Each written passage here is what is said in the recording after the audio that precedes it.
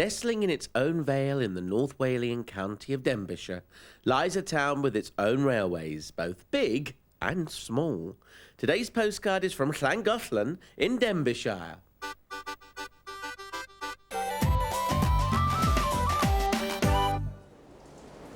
You know, I'm not an anorak when it comes to railways, but there's something so nostalgic about those posters there, those British Railways movies that they used to put out, this station in brown and cream. Yeah. There is just something so brief encounter, so terribly British about this place, Colin. And you've got here in Llangollen a very authentic place, haven't you? We have. It's original station designed and built in 1865 for this railway. And it was abandoned when British Rail closed the line in the mid-1960s.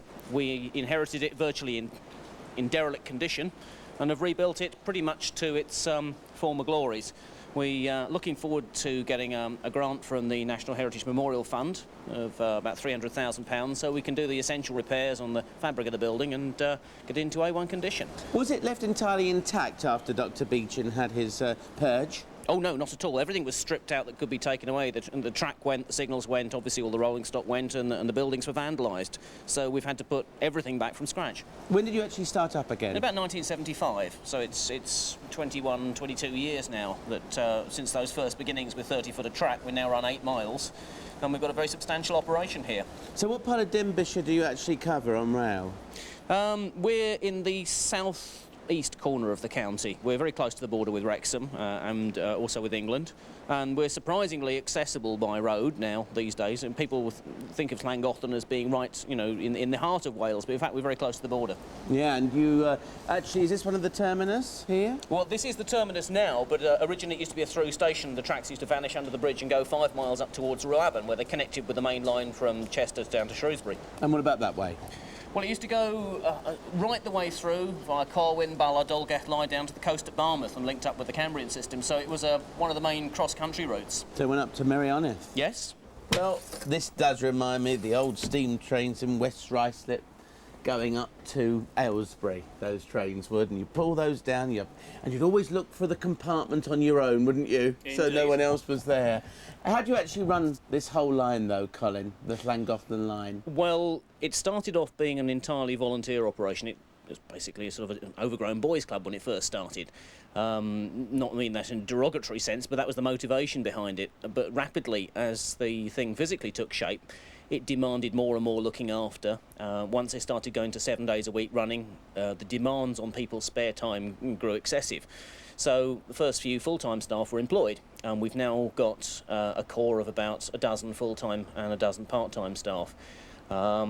We've got about 180 working volunteers out of a membership of about 1,400. We feel we make a major contribution to the economy of the local area. Because we tend to draw a lot of our supplies, catering supplies, building materials, subcontractors, etc., from locally owned businesses in this area. And we tend to spend about £100,000 a year with locally owned businesses within a 10-mile radius. And how much did it cost to run? Well, running a railway is a bit of an act of faith. I mean, you set up a timetable for the following year, and we set out to spend, shall we say, over £500,000, and then we hope enough people come back and enjoy themselves to sufficiently pay the bills and give us a little bit extra which we can reinvest in, you know, progressing the aims further. You've got 3 main liabilities or responsibilities, call it what you want. You've got the station itself, you've got the rolling stock, and then you've got the trains, presumably.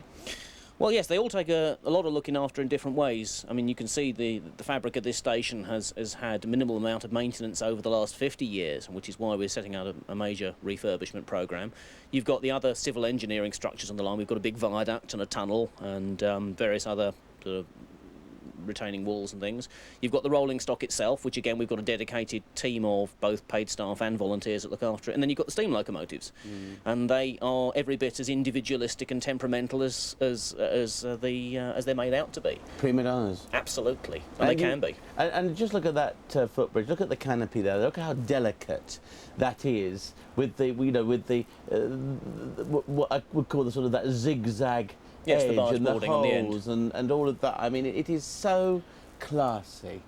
Well, it's representative of an era where things were not just functional. a great deal of care and deal of pride went into the design and the manufacture and the implementation of things, and you can see this throughout many examples, not just on this railway but also in other buildings of the period, and it's something that's carried through into the care that was lavished on the locomotives themselves. A little bit of decoration here and there, and I think it instilled pride in those that had to operate them and look after them as well.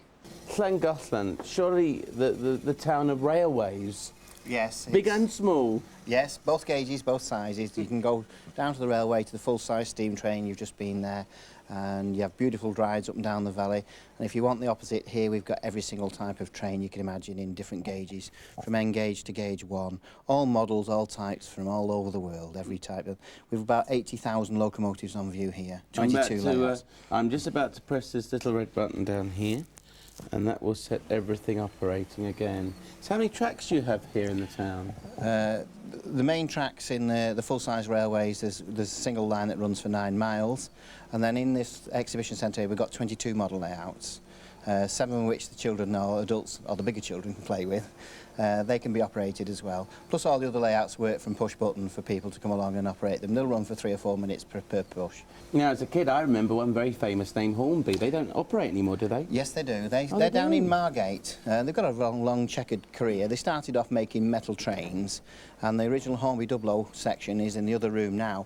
Their factory. They sold up, were bought by Triang in 1965 from Liverpool, and they moved the metal train side to Basildon. In Essex? In Essex, yeah, and they became Triang Wren. Right. And then we bought the Wren company in 1992 and moved it to here. And to really complicate things, Dapple, as a model railway company, sold a lot of their moulds last year to Hornby in Margate. And so we own the original Hornby 00 and they have the Dapple now, so we've sort of exchanged roles. As we concentrate on highly detailed, expensive scale models, and Hornby go for the mass production market of the UK. Oh, there we are. Well, let's go and see your factory and let these little trains keep running. I've even noticed Thomas the Tank Engine, one of his friends over here somewhere. Oh, yeah.